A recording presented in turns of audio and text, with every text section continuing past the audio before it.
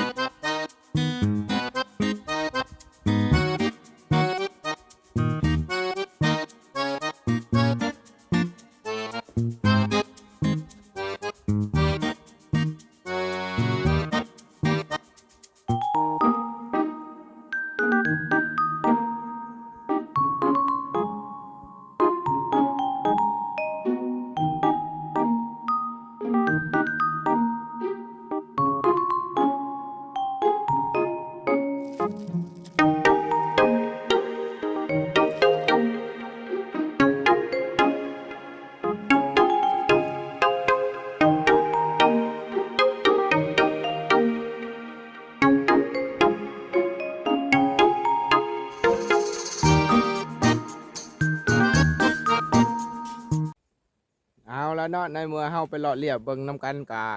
แม่นว่าเป็นความเป็นจริงเนาะบ่แม่นว่าความเล่าคำบ่แม่นความเล่าคำตัวกันดอกเนาะ ถือว่าความเป็นจริงในเมื่อไปเลาะไปเลียบเบิ่งเลยกะปงอีหลีพี่น้องเอ้ยเนาะดีอกดีใจแหละเนาะเจ้าของสวนถือว่ามันปงได้ชำนี้แหละถือว่ารอดปีนี้เนาะรอดบ่ตายเนาะช่วงแรกก็บ่เป็นหยังกันว่าได้ปงในช่วงนี้แล้วบทสรุปกะแม่นว่า ในระยะที่เราปลูกในเดือน11เนาะก็ถือว่าได้รับผลดีเพราะว่าช่วงนี้ฝนก็เริ่มห่วยแน่ฉะนั้นจะว่ามันเฮาก็ยังมีอายุอยู่รอดได้เนาะถ้าว่ามันตกช่วงแล้งมันสิแดดสิร้อนจังได๋ก็ตามเพราะว่ามันเฮามันได้ปลงใบปลงยอดแล้วถือว่าอยู่รอดได้จนฮอดช่วงก้นพุ่นแหละอีต่อมาเนาะเอาละมาฮอดนี้ขอบใจหลายๆเนาะมาเรียนรู้นำกันแล้วก็ได้เห็นความเป็นจริงมาแล้ว ขอขอบใจหลายๆทั้งเอชีอยู่ทางในและต่างแขวงหรืออยู่นอกประเทศเนาะอยู่ไกลก็ดีขอบใจหลายๆเด้อส่วนคลิปนี้มาฮอนี้ขอขีกาขอลาไปก่อนขอกล่าวคำว่าสบายดีบาย